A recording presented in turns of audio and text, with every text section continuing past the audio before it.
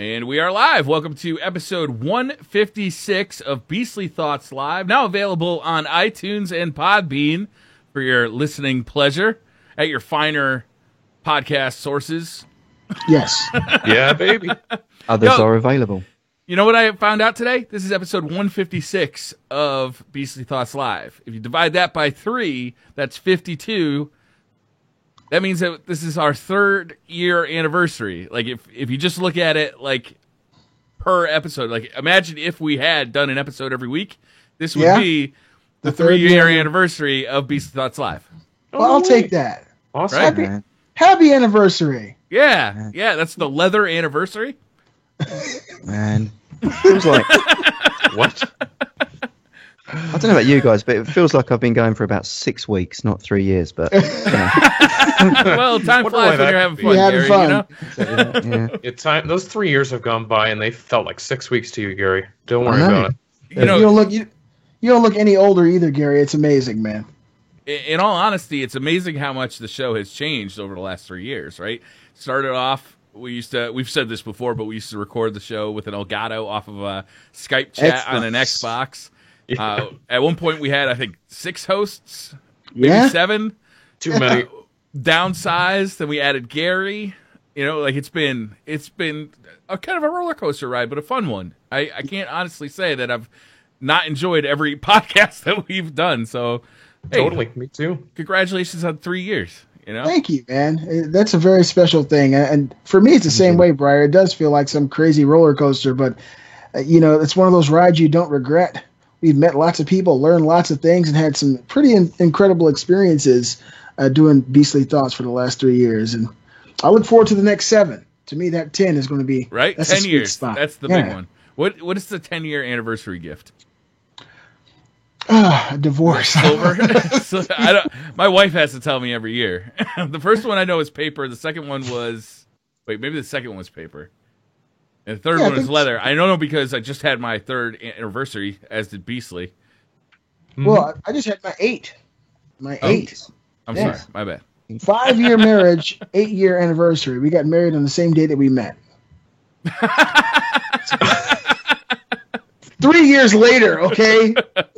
Yeah, that seems not wrong at all. Uh-huh. Crazy night in Vegas for Beasley, that was it. Jeez. He doesn't even remember what happened, probably. It's just like, I woke up the next day and I was married to this girl I just Yeah. We went down there and we saw there was an Elvis That's why guy. you He said, quit "Hey." drinking.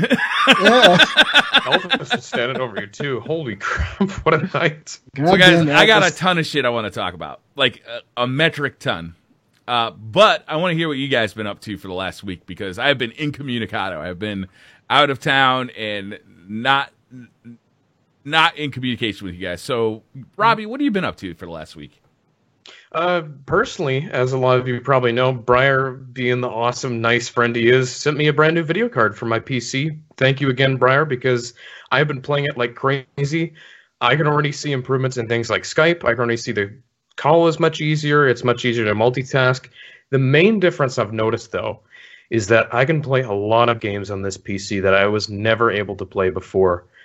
It's an amazing feeling, man, being able to max out a game, at ultra settings and get 60 frames or higher. It really is an amazing feeling.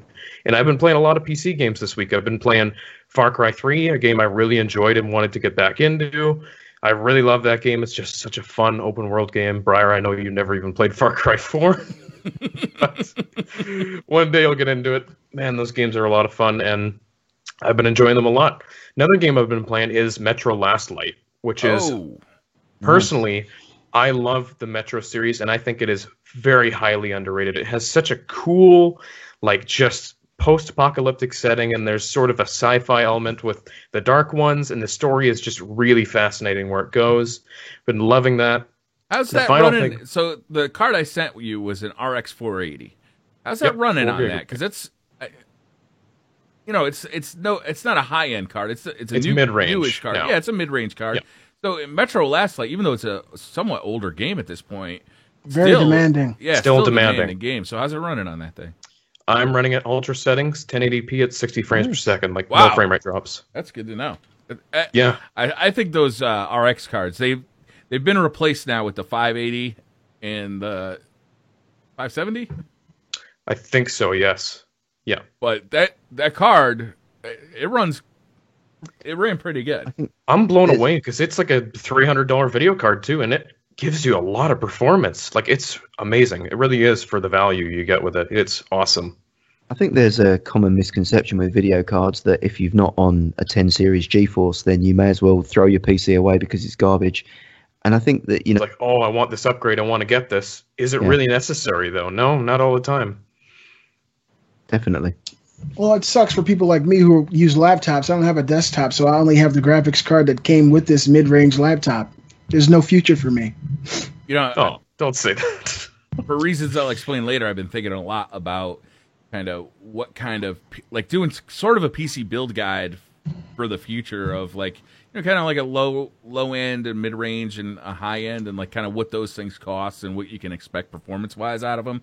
Because it's something I've been thinking about a lot lately, and just putting that into a video form for Destiny, because we know Destiny 2 is obviously coming on PC. I thought would be kind of worthwhile because you can actually get a pretty damn good desktop PC for about the price that you would pay for a PS4 Pro or an Xbox Scorpio, assuming that Scorpio is going to be around $500. Totally, especially if you build it yourself. You do a lot of research online. You can get a really good computer for $500, $700 in that range. You can really be smart about it and build something awesome.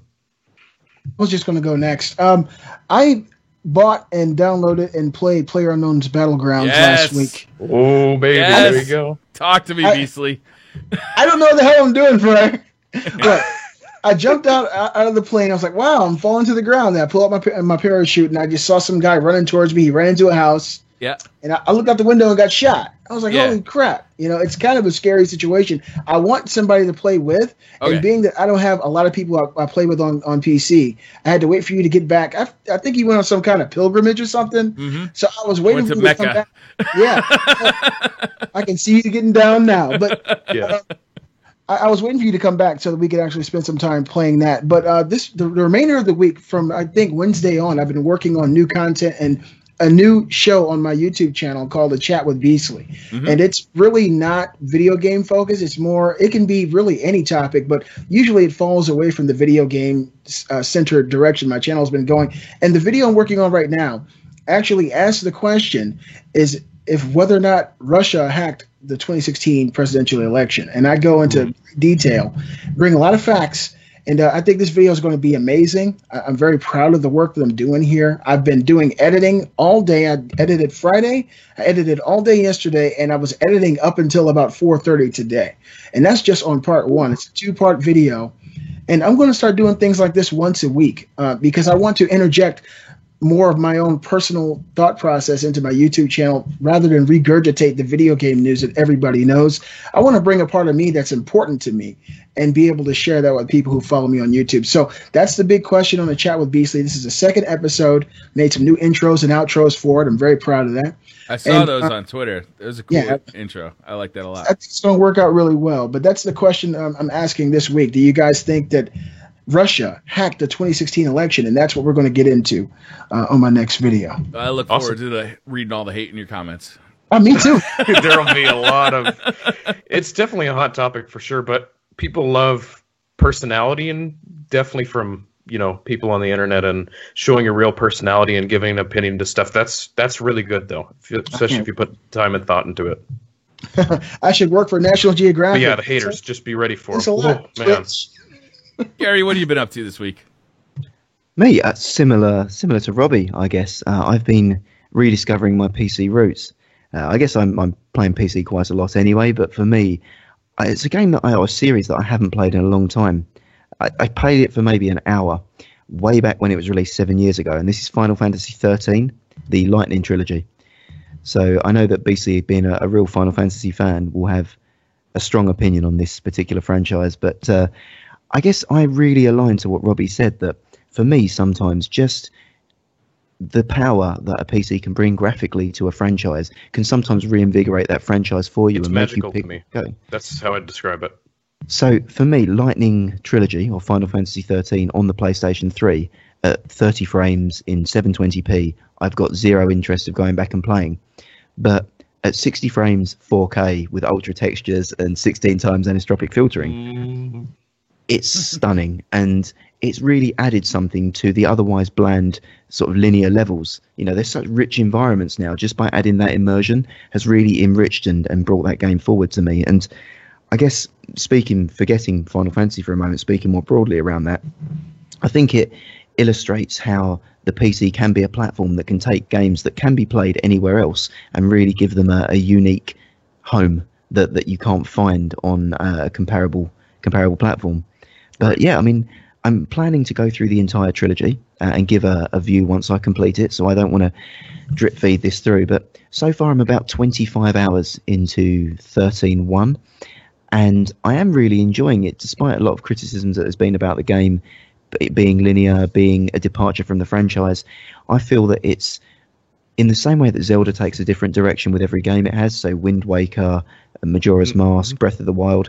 I feel like Final Fantasy after 10 started doing that themselves, so 12, 13, 14 obviously being online, and 15 now. Each one has been its own spin on the RPG, and for all its faults, I'm having a great time, and I'm going to see it through and play the full 3. So that's been my short and sweet summary of the week. Nice. Sweet. Another game that kind of is seeing that new renaissance on PC is Bayonetta 1 as well, Gary. I don't know if you played the original Bayonetta on Xbox 360 or PS3, but they recently re-released it on PC, and it has all the new bells and whistles, can run at much higher resolution, 60 frames per second, unlocked frame rate. It looks fantastic, and a lot of people have been enjoying that, kind of in a similar vein to you in Final Fantasy 13. So PC is where you go if you know how to play it, but if you got these big hands, it's a really hard thing to do. Well, I'm playing Final Fantasy 13 on an Xbox One controller, so it connects in. I've got the same experience that I'd have on I guess an Xbox 360, because you can't play it on the One, but I've got all the glory that comes with the 4K hardware that can support it. Oh no, so. Don't say glorious PC. That's gonna really rile up the comments. Don't go worry any further with that. It's fine. We can't hear the peasants from the top of our PC castles. It's not a problem. Don't worry. You can see the console peasants crying from below, but you just can't hear them. You may It's think all right. that Gary is just joking and being ironic, but he fucking means it. No. It's fine. Look, when I see them starving and crying at the gates, I'll occasionally flick them a teraflop from the side of the castle. Here's a teraflop. Here's a teraflop. Be gone. Here's Be gone. 6 of them. Go build yourself a Project Scorpio There you go. and experience half of what the PC gaming can offer. That's great. Jokes All right. aside, I'm picking up a 1080 Ti this week, but Ooh, that's something else. I just know, played I know. something on a 1080 Ti and it looked good. I wonder what that game was. tell me more. Brian. Tell me All more. right, So, guys. Brian, what have you been playing this week? I played Destiny 2 this week. Everybody knows that. I don't want to tease it any. I got invited out to LA. I flew out to LA to the Destiny 2 reveal event. Obviously, I'm a huge Destiny fanboy, so any discussion we have about Destiny, obviously has to include that knowledge. They had 2 versions for us to play. They had the PS4 Pro version, and they had the PC version available for us to play. And guys, I gotta say, I am more hyped for Destiny 2 now than I was going into that reveal. I don't know if you guys got a chance to actually see the reveal that Bungie put on. The show they put on was pretty amazing. It was They showed really, off, really well done. yeah, they showed off the first campaign level, or early campaign level, where you actually the tower is attacked by the Cabal. The tower is like that main social area that you're probably familiar with. It gets attacked by the Cabal. You fight alongside Zavala, one of the the main characters of Destiny.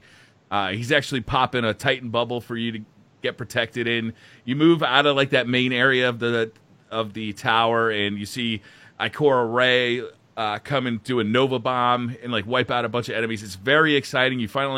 You go through this big black door that has been this mysterious black door for the last 3 years. You finally get through there. You meet Gary for the first time. You meet Gaul, there he is. the main antagonist of Destiny 2. And then the demo ends. We also got to play a strike. And I'm not gonna lie to you, I was amazed by the strike. I'm not a big fan of Destiny strikes. Part of it is because I've played them so many times. and it just feels very repetitive to me. You just go in there and it's like paint by numbers, just shoot by Agreed. numbers in the strikes. The first time playing it, that was going on the PS4 Pro and on the PC, but also the scale of the environments was something that we've never seen in Destiny before. There were huge environments that we're fighting in with huge. There's this one scene where there's this big mining machine with like these huge arms that kind of stretch out with like these rotors on them, and it's going through and like scraping the earth, and you've got to like jump between these rotors, like they're just gigantic, and if you get hit by them, obviously you die. And our first time through, we got team wiped because we didn't see these things coming, like we didn't know how to react, we didn't know how to get away from them, so all of a sudden, they just come and they crushed us. There's like a jumping puzzle inside of the strike. There was a boss fight that was brand new, had nearly raid-like mechanics. So it's simplified raid-like Pretty much looked like Atheon. It was really cool. It was similar. It was definitely Vex. And then we got to play PvP. They've revamped PvP. It's all 4v4 now. So there's no more 6v6. There's no more 3v3. We got to play around with the new subclasses. The Gunslinger has been revamped. The Striker Titan has been revamped, and we get to play with a new Warlock subclass. It's called the Dawnbreaker. I keep getting Dawnbringer, with the sword. Which was super fun. Anybody who is familiar with Warlocks in Destiny will see that the jump has been adjusted to make it a little bit more manageable. Less floaty. It's still floaty, but it feels more predictable. It feels more like a jump in a video game than kind of this floatiness. There's also this new mantle mechanic. So, like, those times where you just barely miss a jump with a Warlock and you float to your slow and inevitable doom. Now you can just grab a ledge and kind of pull yourself up, which is really nice. We got to play with new weapons. We didn't get a chance to inspect those weapons, so we know a little bit about the weapons. There are 3 exotics in there. There's a bunch of legendaries. They feel good. The best news is the shooting still feels like Destiny. So the best part of Destiny to me was the act of firing a gun was in itself intrinsically fun, and that's moving forward in Destiny 2. The periphery, though, a lot of that stuff's changing. 4v4, it was like a Counter-Strike style of match that they were putting on, where you had 2 different sites that you had to basically arm a bomb on, and you had an attacking team and a defending team. The new abilities made gunfights a lot different. The time to kill in general is a lot slower now in PvE or PvP. Mm-hmm. So it's definitely, there's more of an emphasis on gunfights and headshots. The equipment, skill, like that. Yeah, the equipment like grenades and supers seemed weaker than what we're used to in Destiny 1. You see, I've heard that. I don't know what weapons you guys were using, so you don't know if those weapons were poor archetypes. They obviously didn't have their perks unlocked. So it's like taking, a generic gun, and let's say even a strong gun like the Ayers Luna, or let's say a hand cannon, not the Ayers Luna, but the faster rate of fire hand cannons, and then putting one of those unupgraded in the Guardian's hand and saying, see what that feels like. Possibly, yeah. And it's going to feel slower. So I think it could be partly down to that. That absolutely could be, Gary. And obviously this was an early build. Things can change by the time we get the beta and by the time we get the full game. All I can speak of is what we actually got our hands on, right? And I can't even really speak to what it'll feel like when we get the beta. It could be completely different. But things like grenades not killing in one shot. If you stick a grenade to an enemy, it doesn't necessarily kill them with one grenade. Yeah, it took 3 melee hits to get a kill in the Crucible. That's really interesting. Yeah, as opposed to 2. So supers, depending on the range at which you are, you may get hit by a super, but you might not necessarily die from that super, depending on the super.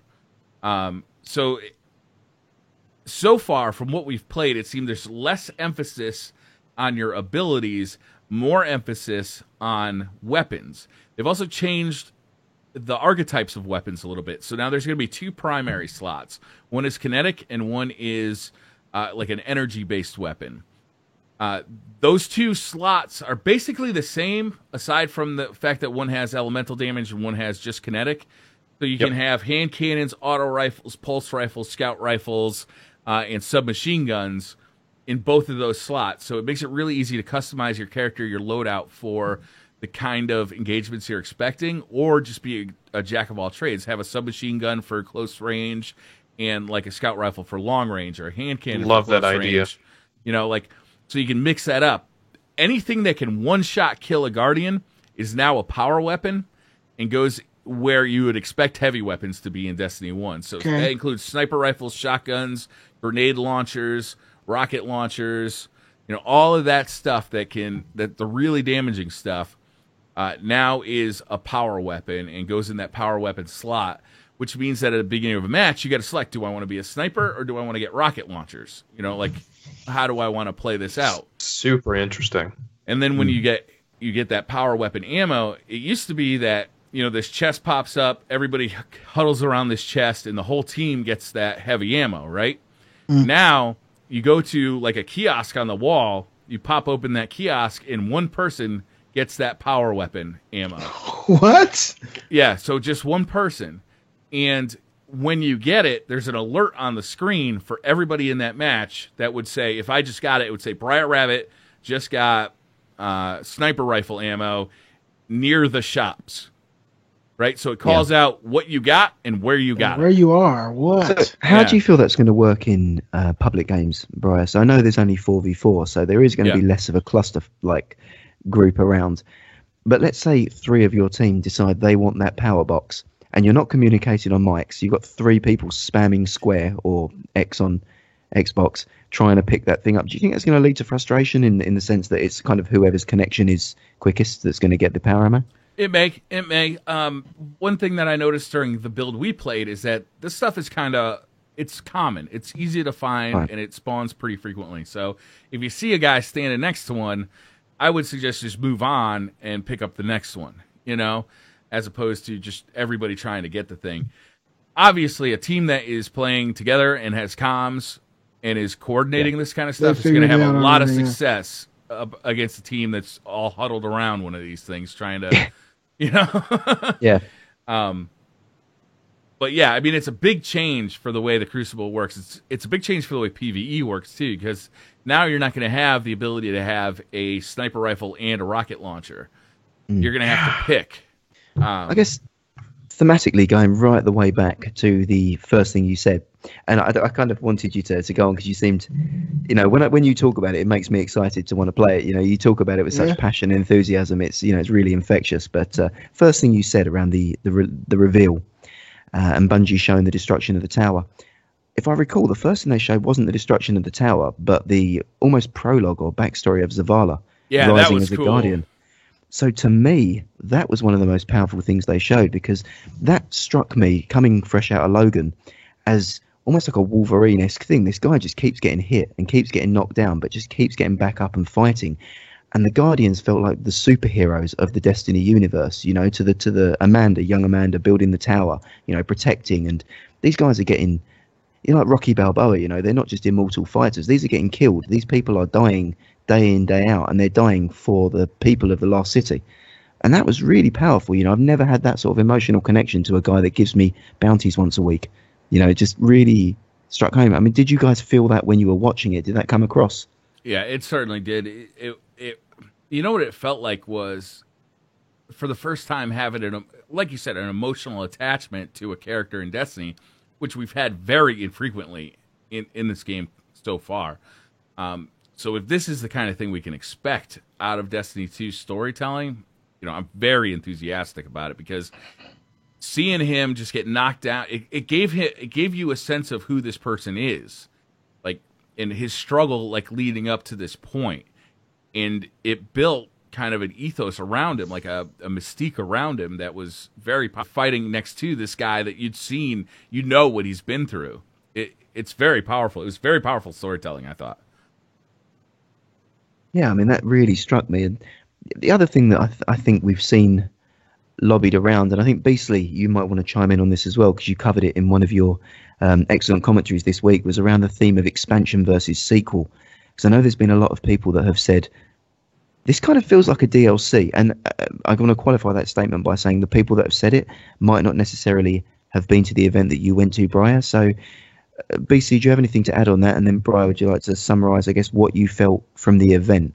Well, I'll add to it. I did make a video on the reaction that I had upon seeing the reveal. I thought that the reveal was done very well. I thought that my expectations deceived me because Destiny 1, the idea that you can't take your weapons and your armor into Destiny 2 would kind of lend credence to the thought that the game would be very, very different. That maybe the character models would look different, or the types of weapons, or even the UI and the way that the game actually looks would be different. And upon seeing the game, it looked great. They showed slow motion scenes of the Guardians. You could see that the high quality textures, and it looked like Destiny. But to me, it looked very similar to what we've seen so far. And of course, I wasn't there, Briar. I wasn't able to play what you played. I saw what they allowed the public to see. But to me, my initial impression was, it looks very, very similar. And I'm not one of the people who actually said that it looks like an expansion, but I do understand people saying that. Lots of people said it in my comments. Lots of people said it on the reveal trailer. Oh man, this is just another DLC. It looks exactly the same. And some people were just, adding that it looks the same. They changed some of the super moves. The Nova Bomb looks different. Now there's 3 swipes. They could have done that, on Destiny 1. And for someone who wasn't there, that does kind of linger in the back of your mind. Is this more of the same? Now, I do agree. I saw kind of the story aspect of the game. That really hit home for me because, like both of you, I didn't see any of that in the original Destiny. So to me, that actually made the game matter a lot more, that there's going to be meaningful connections to some of these characters, and possibly they'd be moving forward with a story in that ilk. But graphically, I'm curious how you feel, Briar. You were actually there. You played it on the PS4 Pro. I hear that it's native 4K. 30 frames per second on the PS4 Pro. I don't know that it's native 4K. Well, they already. We don't know that. It's definitely. It was on a 4K monitor. It might be rendering at a lower resolution than getting upscaled to 4K. I suspect it probably is, just because of the power level of the hardware. But to address the Destiny 1.5 or Destiny 1.7, not Destiny 2, it is a sequel to Destiny. So of course it's going to look like Destiny, right? Like. Halo 2 looks like Halo, right? There are differences, though, in the game that make you feel like it's a sequel. Having an entirely new set of weapons, entirely new set of levels to explore, an entirely new format for the Crucible, just playing the Strike. The Strike it's something of a scale that was just never achieved in Destiny. Okay, just the scope of the level, how big the environment felt, how big I keep referring to this like drill thing. I wish I knew the name of the thing, but like it was gigantic. It was epic in scale, right? And this is just part of this strike. It's probably part of a patrol area, because my suspicion is this strike was running us through, partially a patrol area and then into like a strike-specific zone. Of course, it looks like Destiny. It is Destiny. It's Destiny 2. Right. What other console game? I'm trying to rack my head there as well, because I guess coming from the PC community are interested in this game now, I guess, as a result of Destiny 2 coming to PC. So they're looking at it with PC eyes. And World of Warcraft, I think, is where the parallels keep getting drawn. And people keep saying, World of Warcraft expansions delivered what Destiny 2 is delivering as a sequel. And I would agree, they did. But I think it's also worth tempering that statement by saying that World of Warcraft is a $15 a month game with a huge amount of development team behind it, and is a PC game, not a console game. I don't know of any other, and I don't know if anyone else here can chime in, do you know of any other console game that has had an expansion, not a sequel, but an expansion with the scope and scale that Destiny 2 is looking to deliver?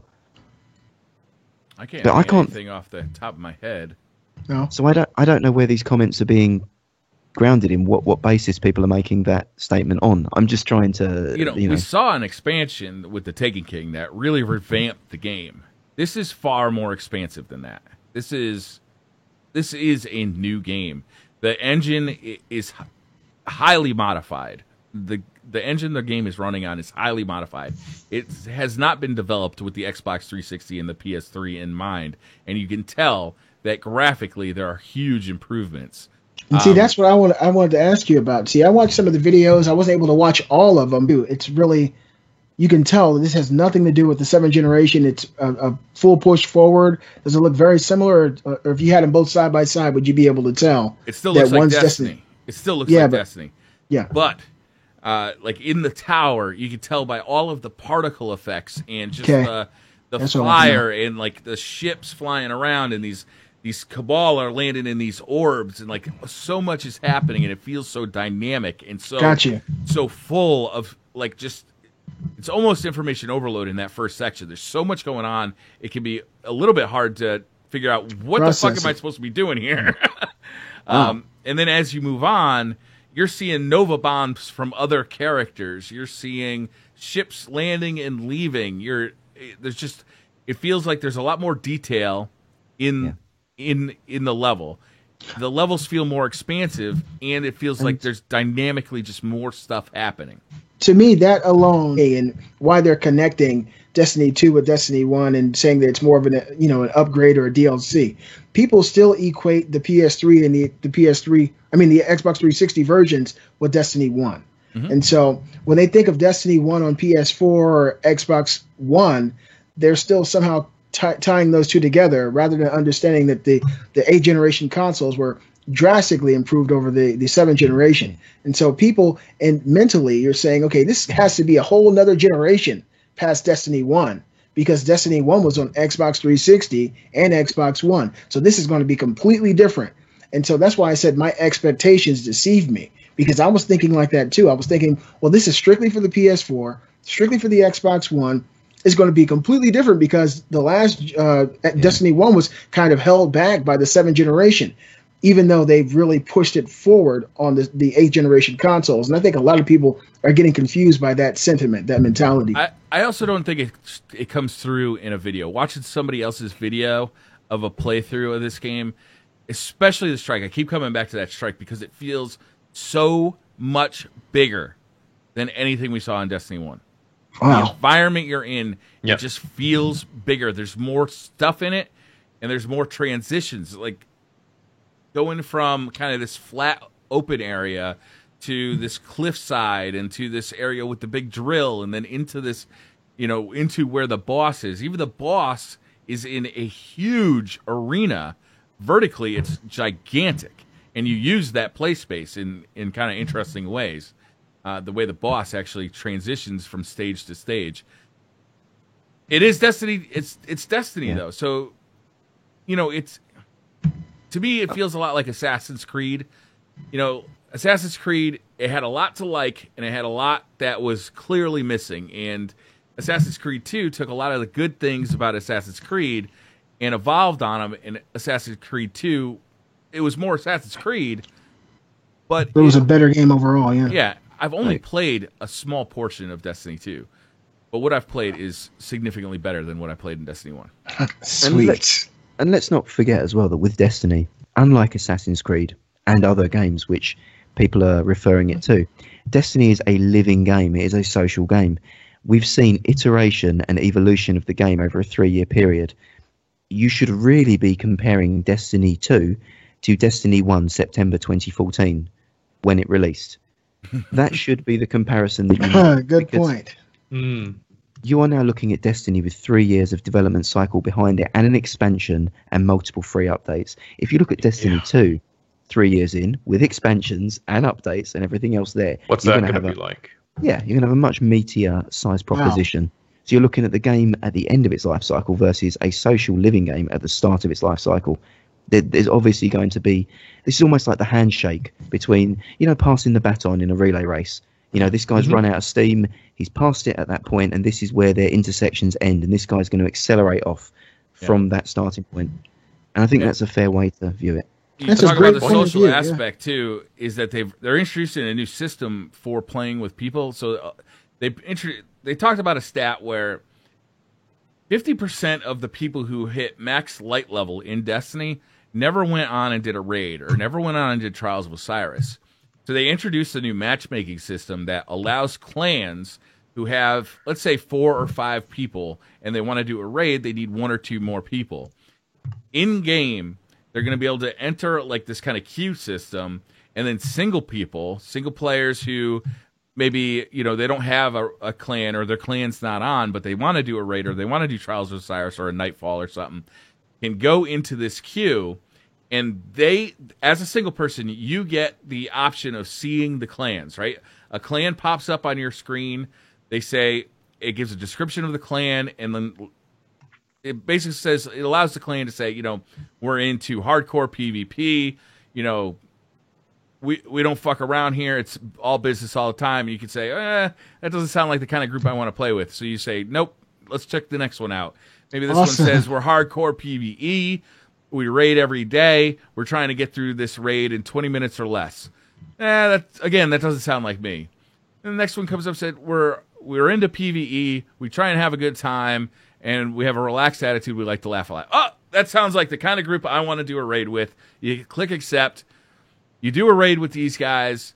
It's not like a pure LFG. It's kind of like this curated LFG, and it's in the game as opposed to having to go and do this on the internet. It's so smart, though. That's really awesome. Does sound amazing. That's what Destiny 1 always needed, Briar. It was so cumbersome to find a group to do raids and things with. Yeah, I just didn't like the way that whole thing That was awesome. Talking about connected communities and I guess stronger communities together, what do we think about the filthy elitist PC master race coming in and ruining Destiny 2 for us all? All right, so here's the deal. 30 frames per second on the consoles, unlimited frame rate on the PC. The way this event was set up is after the presentation, we walked into a room that had PS4 Pros set up at kiosks. They had story missions set up, PvP set up, and then the strike set up. So you could just basically go and play the game. Then in a smaller room off to the side, they had PCs set up in a similar manner. Immediately upon entering that room, me, Pope Bear, and Tefty Teft jumped into a strike together and played through on PS4 Pros. Okay. On 4K monitors. It looked amazing. It really, we were blown away. But halfway through the strike, we all kind of move our headphones off to the side and say, this isn't running at 60 frames per second, guys. Like, this is still 30 frames per second. And that's one of the biggest hopes that we had for Destiny 2. We enjoyed it. We enjoyed the strike. That was a bit of a disappointment. I'm not going to lie. Yeah. So we walked out. We finished the strike. We walked away from the PS4 Pros, and somebody said, the PCs are over there. Have you seen the PCs yet? So we walk over to the PCs. Immediately upon entering the room that the PCs are in, there's about 10 people standing slack-jawed, like, holy shit. Wow. I'm not going to lie. It looks phenomenal. It looks good on a PS4 Pro. It looks great on a PS4 Pro. It is on medium settings, from what we heard, too. Yeah, it looks great on a PS4 Pro. It's definitely a step up from Destiny. Mm-hmm.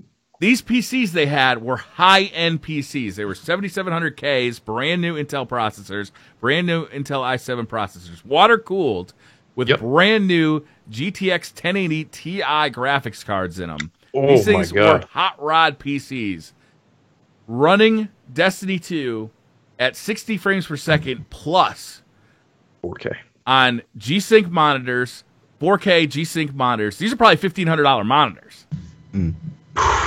Okay? Holy God. It looked stunning. Wow. And then we found out it was running at medium settings. That's unreal. Imagine like ultra settings, 4K, 60. I've got. The medium settings on a high-end PC just outshine the PS4 Pro. Yeah, but part of that's native 4K though. Let's be fair. Even if the PlayStation 4 is claiming to run native 4K, there's a big difference between PC 4K and PS4 Pro 4K. There's a big difference. A lot of the time, even though the PlayStation 4 Pro is outputting 4K, it's actually the resolution is running natively at a lower resolution, right? Checkerboard rendering. Yeah, it could be doing checkerboard rendering or even running at 1080p and upscaling to 4K. There's all sorts of things that they call 4K that aren't necessarily 4K. It's 4K. It looked great. It looked great. I'm not saying it doesn't look great on a PS4 Pro. I'm not saying it's not worth buying on a PS4 Pro. I'm getting it And I'm going to be maining on the PS4 Pro because they've got the exclusive content. It's coming out first. The PC port is getting delayed. But I am saying, when you look at the PC version, it's a huge leap. It's a huge leap. So I guess a couple of points on that there, which is why I was so flippant in the Master Race mentality there. Looking at our podcast here, I know that at least 3 of us are likely to pick up Destiny 2 on PC. That being Robbie, Briar, and myself, basically. I don't know if, again, you might stick to the console, but the typical stereotype that people have been throwing around is that PC players are elitist. They look down on 30 frames per second consoles. They're not helpful. They don't want to interact socially.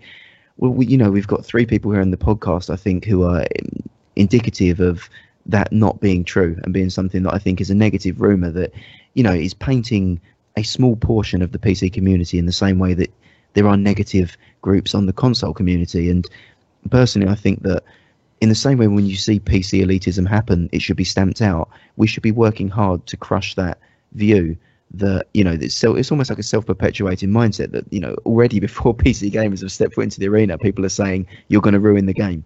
There's been no evidence of that whatsoever. All I've seen is people wanting to get involved and play Destiny together.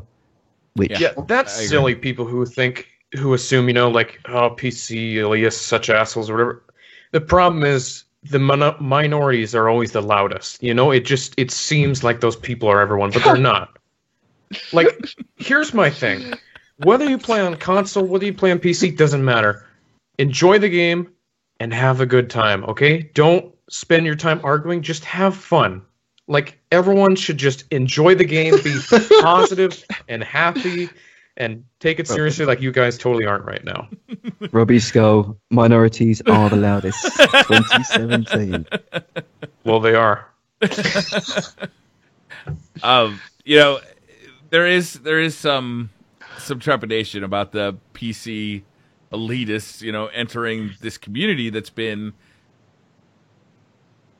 fairly well curated, I feel like. Yeah. I don't think people should view it that way, though. You know what I mean? Like everyone needs to just be welcoming and be nice to each other. That's what I want. Here's nice. The thing, though. Even if the PC community ends up being completely toxic, how does that affect you if you're playing on a PS4? It doesn't. No, don't even worry about that. That is a completely separate platform. Let me just say this as the only minority here, and I'm going to try not to be so loud, Robbie. Power corrupts, and absolute power corrupts absolutely. The more power you get on your PC, the more you start to feel like a gaming god. I mean, at the start of the show, Robbie, you were talking about this new graphics card, and you sound pretty proud of it. And I think that once people get that kind of power and they're able to play everything at 4K and everything at 60 frames or higher, I'm not saying it happens to everybody, but I'm saying that a lot of people, it can affect you. If you're talking to a friend who's on a console, the first thing you're going to notice is his gameplay is like shit. Because what you have at home is completely different. Okay, so I want to address that. I want to address what you just said. Because I went and I played it on PC. I played a Strike. I played the same mission that I talked about earlier. And then I played about 3 or 4 games of PvP. And the whole time I'm like super impressed. I can mouse and keyboard like I'm nearly retarded. It's real bad. In fact, today, upon returning home, I went and bought 2 mice that have like a shitload of buttons on them. And I'm gonna try out both of them and see if I can get a little bit better, because my left hand, I feel like I'm doing gymnastics with it to try and hit all of the buttons. That's the worst. Try and offload some of that to my right hand. So I played a bunch of PC. I did well on the PC. And then I moved over to the PlayStation again to play some more PvP. Because PvP is fun. And most people were playing PvP on the consoles. Because you got to think, Destiny is, as a community, they know how to play this game on a console. Mm-hmm. At no point was I like, I wish we were playing on PC. I was just having fun playing the game. I was having fun playing the new 4v4 mode with the new weapons, the new abilities. I was having an absolute blast playing. I did not go back to that PC area after I left it. I stayed in the PS4 Pro area playing PvP for pretty much the rest of the day. I was either playing or watching other people play. and it was exciting. It looked great. It ran smoothly. It was a lot of fun. So, Well, let me just clarify, because I don't think I was able to make my point. I think you guys are thinking I was insinuating that all PC players adopt this mindset. No, I think that the very vocal minority of PC players do. It doesn't affect everybody, but the people who are the PC elitists that, console gamers speak so frequently about are those people who have that mindset where I'm better than you because I have more powerful hardware than you. I'm better than you because I see you playing your PS4. It looks like shit compared to my PC. Yeah, but they exist. And I think that part of that mindset comes from having the power and not being able to respect the power. You think that the power becomes you. And people equate a very powerful PC with themselves. And so a lot of that, though, is people just wanting to justify their own purchases, right? They want to feel like they made the right decision, that you made the wrong decision because you made a different decision than they did. And when somebody who spent $2,000 on a PC sees somebody having a blast in Uncharted and they can't play it, there's going to be some hurt feelings there, right? Yeah. So. Yeah. And let's be absolutely clear as well. The other thing that I wanted to dispel, or use this as a platform to dispel the myth of, is that you have to spend $2,000 on a PC to play Destiny 2 or other first-person shooters. Not necessarily, but I mean, Briar, I know that you're looking at potentially maybe putting out some support to help people that are thinking of making PCs, but there's been posts that I've seen on Reddit for Destiny and other places that people that know far more about us than PCs have done like a comparable parts for what they think a first-person shooter of that sort of graphics would need to do 1080p 60, and they're coming up at around $400 to $450. With, if you're looking at a 1080p 60 hertz monitor, you can pick that up for maybe $70, $80. So for around the price of a PS4 Pro, maybe a $100 change there, you've got something that can do Destiny at 60 frames per second at 1080p. Mm-hmm. Granted, it can't do 4K. But the other argument you hear is people saying, I won't buy a PC for one game. I think that's really narrow-minded because, yes, they've built it for one game, but that's not the only game it'll ever play. You've got free-to-play games like League of Legends, Heroes of the Ancients. Paladins. Yeah, lots of free-to-play games. Steam library becomes available to you. There's lots of things that you can do and get into for a very low entry price. I feel like don't understand the concept of the Steam sale. It is a fucking bonanza. It's amazing. Oh yeah, god, it is. There's nothing like. Although Sony, I think, does a pretty good job every once in a while doing like a pretty deep discounted sales. Yeah. But when Steam sales come around, you buy 15 games. Yeah. Oh my god. And you spend $20 on like the whole lot of them. 3, 5, so right. $10. So from my perspective, cheap. I feel like it's something that it's almost like the PC and the console gamers need to learn a lot from each other. One being not to worry about you holding a crispy 60 frames at all times and you having to have all these resolutions and settings and spend more time tweaking your games than playing them, which is, I guess, the pitfall of the PC. And then from a console side, not thinking that there's a big gulf and that PC gamers are all people throwing money at the screen because you really don't need to be. For a shoestring budget, you can play PC games at medium graphics at 60 frames per second, 1080p. You just gotta be smart about it too, especially if you're building your own computer. Do your research. It's very important. Just know what you're building and know what you want and what your price range is. It's like anything. You gotta set goals, and it's even like, God, in real life when you're, well, let me just say this, right? I never really was a PC guy, and this is the first powerful PC I ever bought, and I bought it mostly for editing, but I wanted something that could play games. I did a lot of research. The Asus UX 501, I'll never forget that because I Googled it so many times and watched reviews. This thing has a GeForce GTX 960M in it, and by today's standards, it's a dinosaur, and I bought it last year. Maybe last year it was the wrong time to buy it. But when I did buy it, for everything that I do, rendering videos, doing editing, and playing games, I can play a lot of games at 1080p.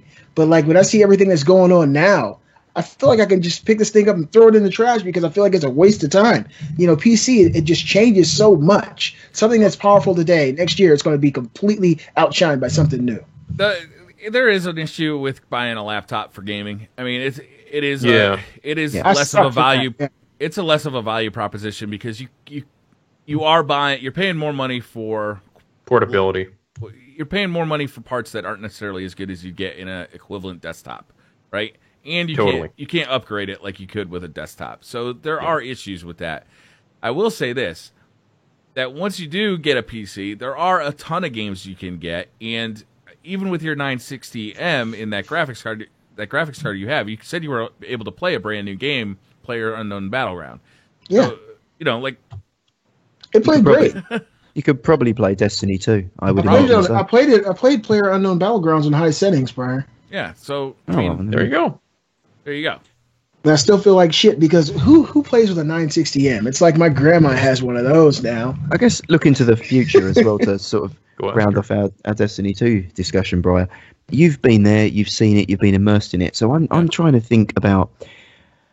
I guess the focus of Destiny 2 doesn't appear to be competitive PvP for various reasons that we're not going to get into deep, but there just isn't the infrastructure there at launch to make you feel that this is going the way of competitive PvP. However, the game does feel like it's going to directly challenge the Borderlands looter shooter crown as the premier title that fills that niche. And the only thing I can think that's something close to it at the moment is The Division, and that's a game that I guess is on the way out rather than on the way up, at least in its present iteration.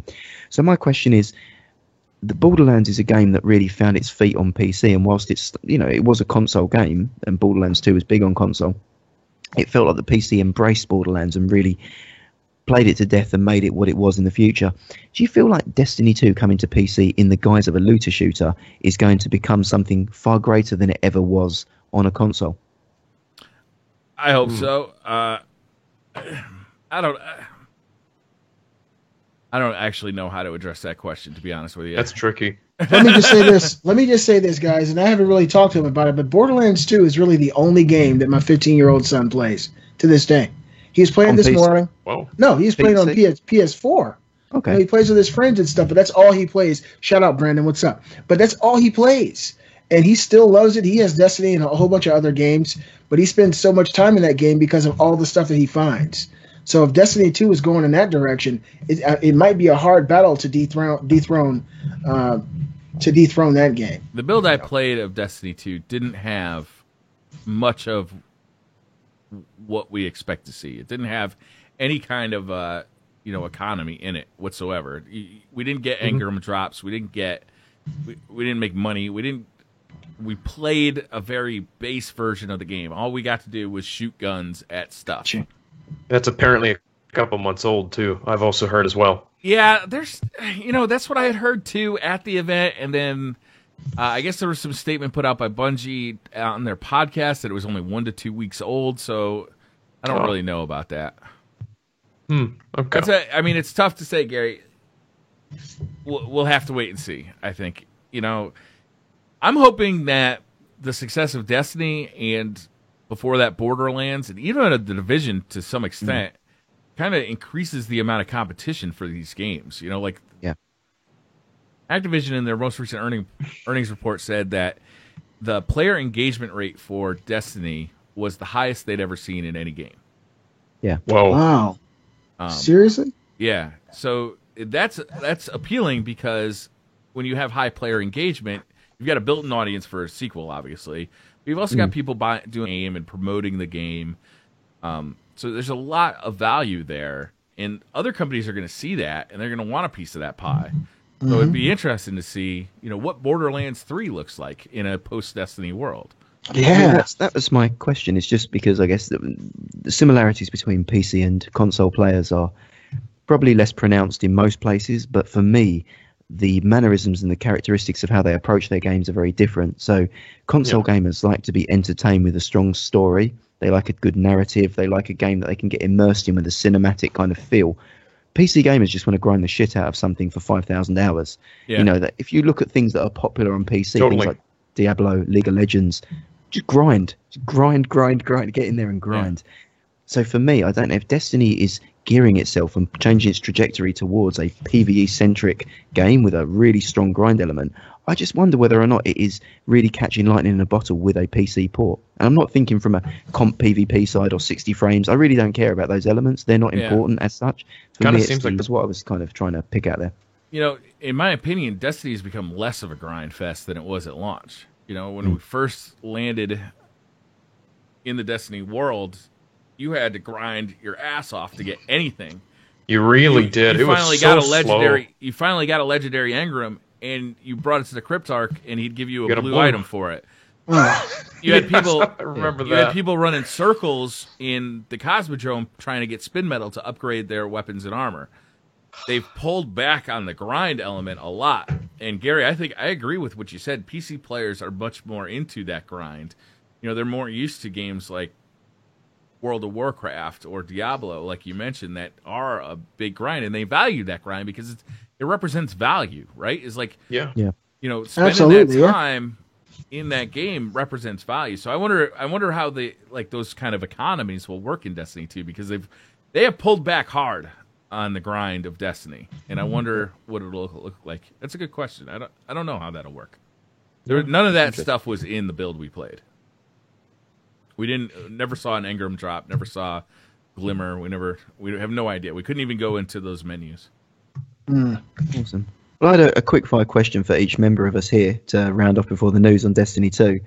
And I guess it's, what would be your biggest personal wish for Destiny 2 post-launch to keep you playing? Because, Brian, you're the only guy... Well, I guess I've played it for 2,000-something hours, but... I already got my answer. Briar already people answered that. Most of us here have bounced off Destiny, bounced back and bounced off. What would keep you all playing? So basically, I guess you said you got your answer. What would keep you playing Destiny 2?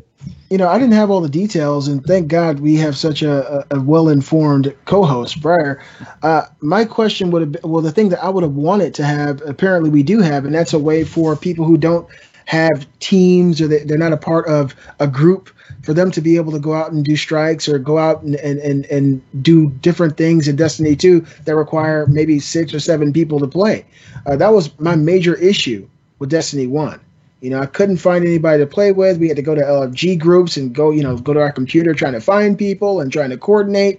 And the fact that they've actually included that in the game and then kind of added in a social way, so you can actually look at these groups and see who you actually want to play with. To me, that's really the only thing that I would have asked for. I love the whole aspect of, finding loot, finding weapons, and upgrading and all that stuff throughout the Destiny world. But the stuff that I really wanted was the stuff that I couldn't get, because I was unable to do many of the aspects of Destiny 1 because I didn't have a whole team of people to play with me. And it was really hard to me, it was a lot of extra work to find those groups. So the fact that they've added that. There's a clan called the Milky Sirloins that would be happy to have you. I'm sure they would, Briar. They're very milky, They would. but you can take that however you want. Robbie, what are you looking forward to? What the hell that means, Robbie? What would keep Robbie Skull playing Destiny right the way through 2018? So the thing about Destiny for me is, I think the core shooting and the core game is fantastic. It's just got the potential to be a ton of fun, very addicting. For me, my issue with Destiny is just that there's not enough interesting content. Like the PvE stuff, you play the same strikes over and over and over again, and that's fine, but the problem is, it just doesn't feel like there's a reason to do it for me. Like, eventually it's just like, what's the point? So for Destiny 2, I want them to create content that's compelling, but not only compelling, but has a reason to keep playing. Like, that all sort of adds up together, and it feels like this one big thing where it's like, okay, I always feel like there's something exciting to do, and it's compelling me to come back. Robbie, I don't know if you'll be satisfied or not. From what I understand, is there will be more things to do in Destiny 2 than there were in Destiny 1. Like they mentioned that the European Dead Zone, the new patrol zone, will be twice as big as anything that was in Destiny 1. Right? That's not even the excitement to me about that. It's more just there's stuff to do. It'll be filled with stuff to do. There will be things to explore. There will be little mini dungeons that are hidden around that area with loot in them, right? But I also do think that there will be a repetitive nature to Destiny 2. You will still be grinding that's strikes, part of what Destiny which is okay. I'm okay with that because I like some of the grind, but it's got to have at least a bit of compelling things in it. Yeah, and if to add to what Robbie said, if they were able to add maybe more compelling dailies and weeklies, those type of things that you say, oh, wow, I've never seen this before. I've never done anything like this before, to kind of breathe new life into the game. After you beat the game, it's going to start to become kind of repetitive, Robbie. That's really what Destiny's all about, at its core. You go out and do the same things over and over again. But for me to be able to find people to do raids with and do strikes with, and do those kind of big events, those are more meaningful. And to me, that's the part of Destiny I missed. For all the stuff that I paid for, I probably only went through maybe 2 or maybe 3 raids the entire time I played that game. And I feel like that was the thing that I really wanted to do the most, but I never had the opportunity because I couldn't really get with people. So hopefully, I mean, I think it'll be good. I think the game will be good. Hell Especially yeah! after listening to Briar now. I gotta tell you, as so exciting as it all sounds, I am still a little bit skeptical of all the PvE stuff, because you know it's easy to say, oh, we have so many activities, oh, the world's so much bigger. I feel like I've heard this before, and it sounds great. I am gonna kind of wait. What type of area is that they have things for the players to actually get involved in and do? Can you just put a comma on that question? Just hold that Sure, question for a second, sure. so Gary, because I want to hear Gary answer his own question. Oh, I'm sorry. Go ahead, Gary. That's cool. I guess for myself, what would keep me playing is partly to address Robbie's concern, and that is something end game that is PvE focused, because I think PvP is PvP in Destiny. It's fun, it's what it is. But for me, it's PvE that is something that you can replay day in, day out, that isn't a strike. So whether that's procedurally generated dungeons, lost sectors, which I'm hoping is going to be that, something that you step into and is a different event with different enemies coming from different locations and different objectives. And Division did something very similar to this with Underground. It was executed poorly, but it still was a concept. And Diablo has done, I guess, that perfectly with Greater Rifts. It's possible. You know, it's something that can be done. And for me, if I could hop into Destiny and have something that progressed my character and move towards an end goal, so had long-term progression in addition to short-term attainable progression, with something that was dynamic and evolving, that wasn't the same strikes, that would keep me coming back, because then if I felt I burnt out on PvP or I wasn't enjoying the meta, I could still hop on with friends and have maybe an hour or two's fun, and that would be enough for me that day. Yeah, I would love to see that too, Gary. Like almost like a horde mode or something, but it has to be a little bit different every time you play it, right? Yeah. Different enemies from different spawn locations, just so it didn't feel like the same repetitive thing every time you did it. Well, for me, if there was like 5 or 6 different scenarios, so maybe one being, let's say, protect the ghost, second being rescue the hostage, third being escort the VIP. Lots of different scenarios, and then that can happen in one of 5 different themed locations. So it can be a Vex theme, Cabal theme, something else theme, and then the enemies can spawn in different ways, and the level geometry is procedurally generated, so the corridors appear in different ways. That's all they need. That's all they need, Briar. that right there is perfect. That's all they need. And the longer you last, the better your loot. Oh man! Oh yes, yes. Yeah, you know, Gary, you just nailed it, man. You nailed it, Gary. From 0 to 100, and however far you get in it, you get checkpoints. And if you get to 100, you get the best loot. But if you die at 40% complete, you still get some loot, but it's just not as good. That's awesome. Yeah. It's not happening. It's not that happening. That would keep everybody. It's not happening. That would keep everybody entertained with Destiny 2, and it seems like such a no-brainer. But God, that would be incredible, and everybody would love that. Man, it would be a lot of fun. Even if I'd be on board, even if it wasn't, even if the geometry wasn't procedurally generated, even if it was the same geometry every time, but the fight felt different because different enemies were spawning in from different locations at different times, and it was progressively more difficult with no clear endpoint. Right? It's like you just kept going until you eventually had to fail. But whenever you did fail, that was the basis of the loot that you got at the end. Right? Is the better you did, the better your loot. So there was a reason to go in there and be amazing. You know, the funny thing is, right, Gary, his idea got me super excited about something that potentially will never happen. Yeah. I'm sitting there smiling like, oh, this is going to be incredible. And more than likely it won't happen. Right. Lost Sector is going to be scanning a stockpile of ghosts and moving on and getting some glimmer. That's all it is. Trust me. It's done.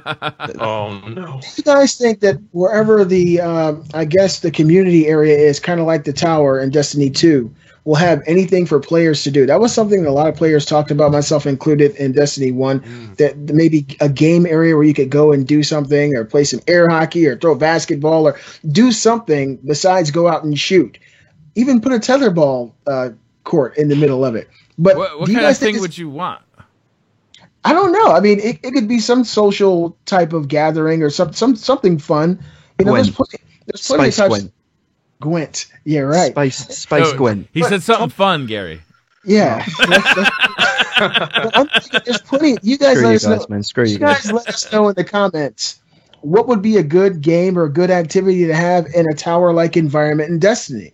You know, if you could like interface with another player from, you know, another part of the world, and all of a sudden you go to one side of a table, he goes to the other side. and the perspective changes, and you guys are playing air hockey or doing something. Do you think it's possible they could do that? To me, that'd be a good idea. I mean, Well, just to there's give actually players something. important point. I was playing soccer. Did you guys remember that? Well, there's a Yeah, soccer there ball. was. that So they were There's that's soccer sliding ball in the into. tower now. Yeah, that's Yeah, but it's now It's a there's shitty- actual goals and stuff though. So Okay. yeah. Oh wow, okay. Well, I'm excited. I'm actually I was feeling a lot more down at the beginning of the show about Destiny 2, but after talking to you guys and hearing your perspective on it, Briar, and hearing that the game is so gigantic, beings with rotary arms that are smashing through the ground, and like when you look off into the distance, it just seems, there's so much more going on. I'm really anxious to see that myself in person. So And what's keeping Briar playing then? What's going to be his one need apart from food on the Briar table? What is it? What are we doing? Why are we playing? I want regular content updates. I want to return to the content that we saw in year one of Vanilla Destiny. I want regular DLCs. I want to know a schedule ahead of time. I want to be able to look forward to the first Osiris DLC, which we already know is coming, then the Warmind DLC, which we know is coming. And when that is all happening, I want to know that the next DLC is on the way. And I want to know that Activision and Bungie have a plan and that they can sustain that plan, that they have built Destiny 2 with this in mind, and that they know they can actually create content on a regular basis to keep the community playing Destiny 2, because that was, to me, the biggest failure of Destiny 1, is that they could not maintain the pace that they set up in year one, and that was a failure of Bungie in a huge way. Right. Totally. Nice. it was like every 3 or 4 months back then, wasn't it, Brian? Originally, but I mean, those were rushed DLCs, and you could tell. Yeah. They 5% of us have said we want compelling, continuous feed of endgame content. That's telling in itself. Yeah. There you go. Awesome. What news have we got? Yeah. Apart from Destiny. News me, baby. All right. Let's start it, Robbie. There's not a ton of news this week, but there is some good stuff here and there.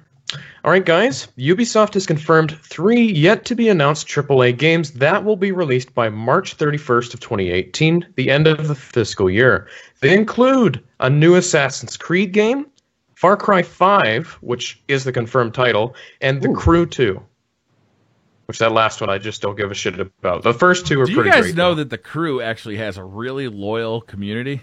Like, people love Yes. that fucking game. I didn't know I that. have, I heard yeah. that.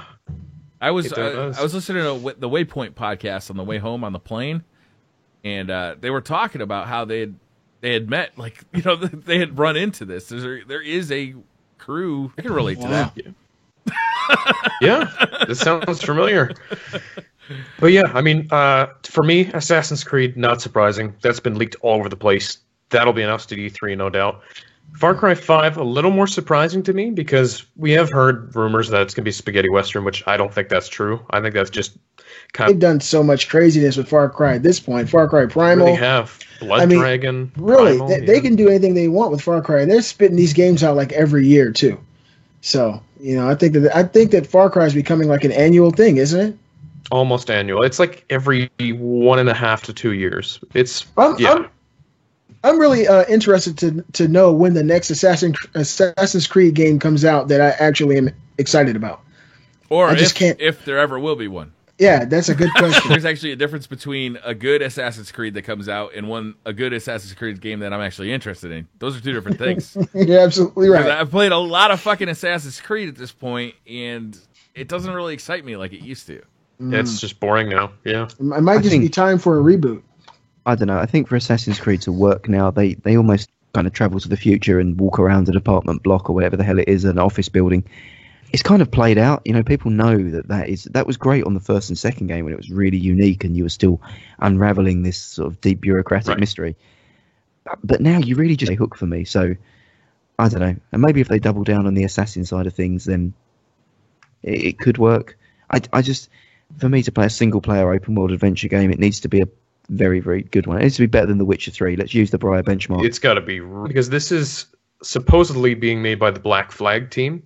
So by the That's a time good this game. comes out, it'll be 4 years development, which is quite a bit, especially if it's a big team. That is Yeah. significant. Well, Black they Flag heard was all- a good they- game. Yeah, and it I love was. Black Flag. Yeah, loved it. So that also makes me more excited for this one because I know it's a good team. But yeah. Okay, so Ubisoft has announced their E3 2017 press conference will be held on June 12th at 1 p.m. Pacific, 4 p.m. Eastern Time. You guys expecting anything good out of Ubisoft other than what we just heard? Well, I mean, I'd like them to they'll come out on probably stage have the and say, shocker at the end, right? They'll probably have some big IP they announce as usual.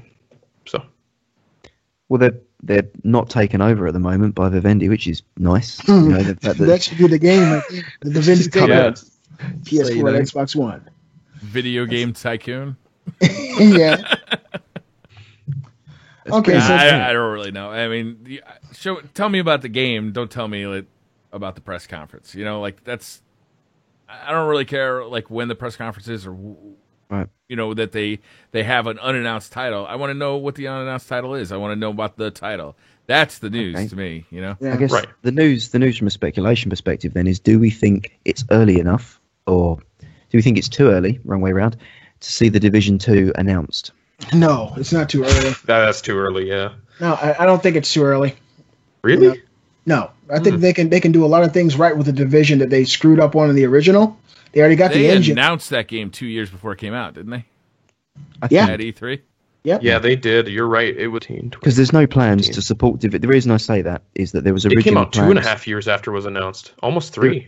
There was originally plans to support the Division into year 2 of content. So after the first year's season pass, there was a plan to have a full second year, and then the Massive and Ubisoft did the press announcement, and they said that they're going to be supporting Division in year 2 with free content updates, and the community lost their shit, which kind of leads me to believe that they've kind of dropped support for Division 1 on the view to developing the franchise, because Ubisoft is still maintaining that there is a franchise in Division and it wasn't a one-off game. So And they're making a movie on that too, correct? I Yeah. believe so. Yeah. So do we think we'll see it? I would like to see it. I don't know if we will. All right, and so this little bit of news is the last on our list because we had a lot of Destiny stuff, but we kind of hit all those check marks. This news came out earlier in the week, and there was a lot of news as trademark for the canceled Xbox One exclusive game Scalebound. So a lot of people were excited and thinking that Scalebound was still in development and that they were going to actually make this game and it was going to be an E3 We announcement. already know this wasn't coming out. I thought they already canceled this. They did cancel it, but they renewed the trademark, which is why people were like, huh? And so people were like, oh, they're still going to work on it. But Microsoft made an announcement, I think the day before yesterday, that they were just holding on to their trademark rather than letting it just go to the wayside. And they had no plans of making Scalebound. So, Well, I Yeah, think honestly, when I saw that, I was like, they're probably just holding on to the trademark. They're not going to announce this already again. That was my thoughts on it. So I think Microsoft's are scraping the barrel with games, though. They need IPs and they need exclusives. E3 is going to be a big deal, Gary. I think that Phil Spencer is serious when he keeps saying this E3 is going to be all about games. We know they already got the hardware. They got that part covered. But he keeps saying repeatedly that this E3 is going to be all about games. I think they're probably going to try to take a page from Sony's playbook here and come out with game after game after game after game. And if they do that, it's going to be a pretty exciting press conference. Well, let's see it because I haven't got the smallest clue as to Of what what those they games have? could be. Yeah, me right? neither. Like I don't see a path forward for the Scorpio unless they do exactly what you're saying, Beasley, is do That's the a only press way. conference that's got fucking new game. Because that is the failing of the Xbox One is there's no fucking reason to play it. you're said totally it. right. You guys are absolutely right on that. Like said we it. said, we're all excited for Scorpio. Who cares about it, though, if there's no compelling games to play on? Like, I don't care. You know, Yeah, I slipped Sorry. one more tiny bit of news into the feed, like a roofie into all your drinks, and that I'm is glad you did, Gary. that is Call of Duty World War Oh, II yeah. could be coming to the Nintendo Switch after all. Did you guys see that? No. Yes, and I'm glad you included this because I forgot about it. Thank you. Beanox, who are a development team for Activision and have recently ported some of their games, some of the Call of Duty games, was seen talking to a Canadian military squad, one of them wearing a Call of Duty World War II Nintendo t-shirt, and have not denied rumours that they are working on a port of Call of Duty World War II for the Switch. What do we think about it? Do we think it's going to happen? I hope that would be awesome, man. They released Black Ops 2, and they also released Ghosts. So, who knows? Like, even if it's not quite up to spec with the PS4, Xbox One version. It would have to be almost a completely different game. Yeah. That's what I'm wondering too. Yeah. Well, I mean, it wouldn't necessarily need to be if it was, again, a game that had all the particle effects stripped down and then was playing at, let's say, 540p upscale to 720. 540p. Yikes. Well, no, I mean, it would probably look all right on a handheld because that's It's predominantly affordable. where you're doing it. But here's the thing: imagine playing a true Call of Duty game, regardless of how it looks graphically. If it's the same game On the go. and it's at 60 frames per second, and you can take it anywhere, Yeah, that's and everybody amazing. you play against is on Wi-Fi on a fucking bus somewhere. No. Okay, that's less amazing. I'm Great. thinking about it from a Somebody's playing on McDonald's Wi-Fi. It's like, what the hell? This guy's Literally, jumping all they're over the literally place. on McDonald's Wi-Fi. Yes. Yeah. I mean, from a single player campaign perspective, I can see this It'd being be awesome. Yeah. quite good. Because it's nice to take games on the go, and I mean the story is corroborated to an extent by the fact you can now link your Call of Duty account to your Nintendo account on their website again, which is something that you hadn't seen since Ghosts. Oh wow. So maybe it's not wild speculation to think that this is going to happen, especially with how popular the Switch has been and Activision's desire to support it, at least with their first Call of Duty franchise. This would give a lot more people reason, to bring their Switches out and play them again. I Once gotta you get tell done you, with Legend If of this Zelda. is true and it's a good port, this might push me to get a Switch at the end of the Really? year. This just might do it. Yeah, if it's good. If it's The Legend of really Zelda good, wasn't recent? though. Oh, you got that on the Wii U. All right, Robbie, come on. Exactly. Come on. Realistically, you're going to buy the Switch version of Call of Duty World War II over the PS4 or Xbox version. No, I'm getting them both. Yeah, Robbie. would you don't get 'em fuck both? around. Because you have the true, PS4 version with the content, and then you can play it on the go as well. What are you going to play on the go? Are you going to play the campaign again? Or multiplayer. That's going to be a fucking hell ride. You're not going to want to play multiplayer on the Switch. I can tell you right now. It's going to be awful. That console, Yeah. everybody's on Wi-Fi on that thing. Robbie, I stick just to really your hope guns. it's going to be good. I really hope they do it right. I'm sorry. I just All I really can want say is, to. if you want to play Call of Duty on the go, you can do it already with the Vita. So there you go. Yeah. Oh kind my of. god, have fun with that. Straight up Using the bullshit. touchpad for grenades and melee and weird stuff. That Or works. just sprint too. I guess It's weird. Zombies, I guess, would be an okay experience on the go, right? That would be Yeah. awesome. Campaign. Solo zombies would work, even if you're not playing it cooperatively. Yeah. That'd be quite fun. All right. Now that I'm That thinking was about it. zombies, a lot of people just like to play zombies, and that'd be actually a pretty fun thing to bring with you. Yeah. And Or the the campaign. I mean, if you think, the flight that you've just recently had, Briar, to LA, what, 5 hours was that on the plane? I If am you'd not a imagine- fan of Call of Duty campaigns. I mean, it's something that if I'm going away and I've got 10 hours to play a game or 11 hours to play it, and I want to pick up Call of Duty. I mean, I don't know. To me, that's a more interesting proposition than Call of Duty on the Scorpio or the PS4 Pro. I'd rather have Call of Duty on a portable console than a 4K console. It might just be our viewpoints are different on this one, because when I think of Call of Duty, I just think of the multiplayer. That's why yeah. I buy.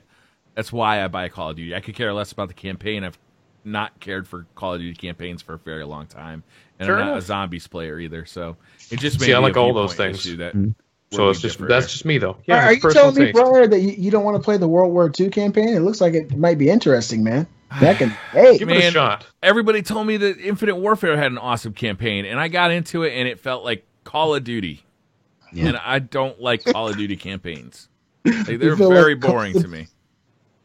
oh shit. I mean, aside from things you don't like, what are you going to be playing this week that you do like, Briar? What are you up Well, to I'm this not going to week? be playing Destiny 2, God damn it.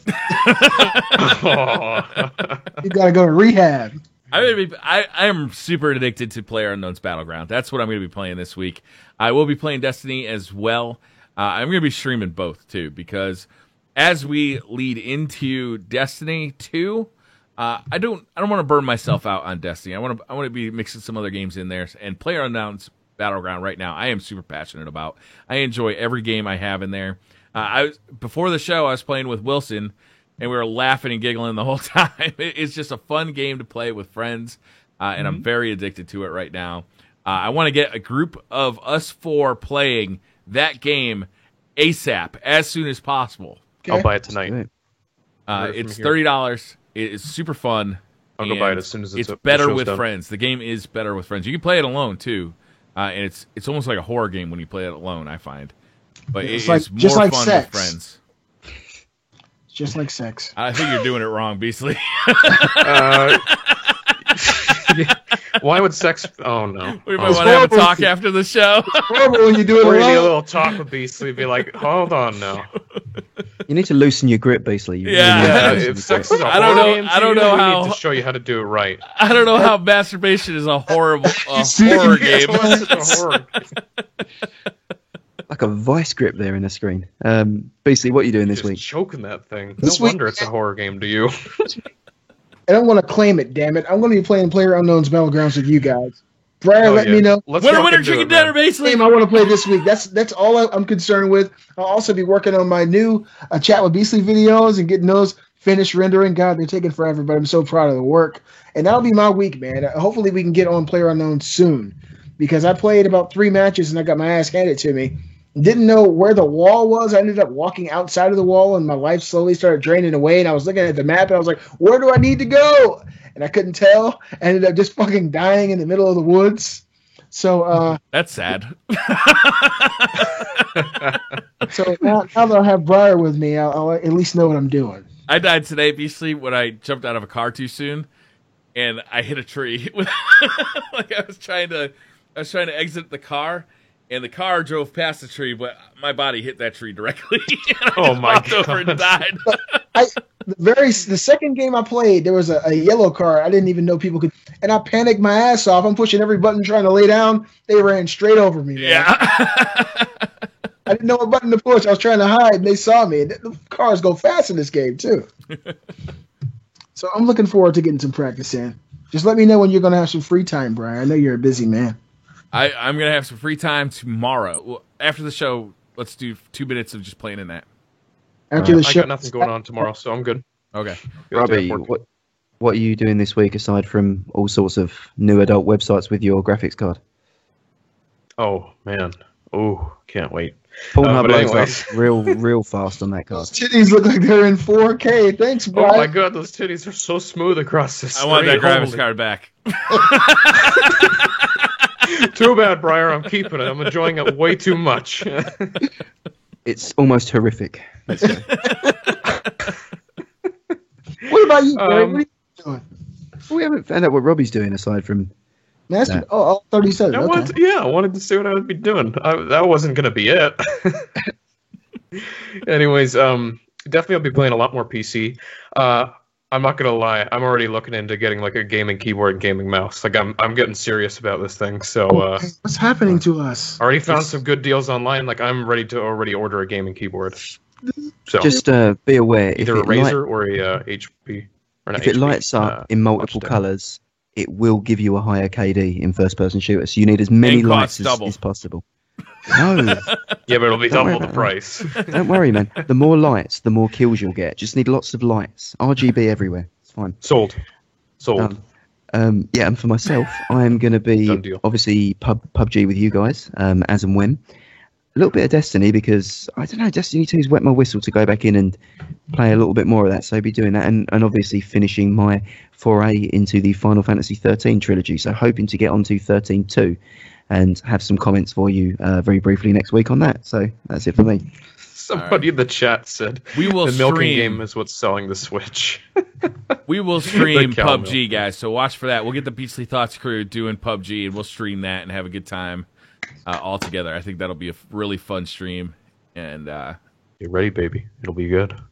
yeah, we'll do that. All right, guys, that's gonna be Podbean. Podbean. Depending on where your podcast selector of choice resides. And Google. if you can and you see fit, please do leave us a review because not only do we read them and it makes us feel very good about ourselves, which we need. We have very Sometimes. small egos. We have tiny, tiny little egos, big, massive cocks, but small egos. And the egos can only be propped up with positive reviews. So every review you give me, I promise you, it will make me feel just that little bit more worthwhile in the day. So Oh gosh, Gary. I'm like what Why Gary do you- said, but exactly reversed. Huge ego. Very penis. small cock. tiny, tiny. What are you gonna do about it? You poor baby. Sad All about right, it. guys. Thank you so much for watching. We'll see you. Well, we'll see you tomorrow when we play some PUBG right here on the Briar Rabbit Twitch channel. Take care and have a great day. I've lost I think OBS. I think he shut Gone. you off. You lost it. I lost it. It's gone. All right. Can we stop our audacities? Okay, I'm stopping mine on the count of Yep, three. mine 1, stopped. 2, 3.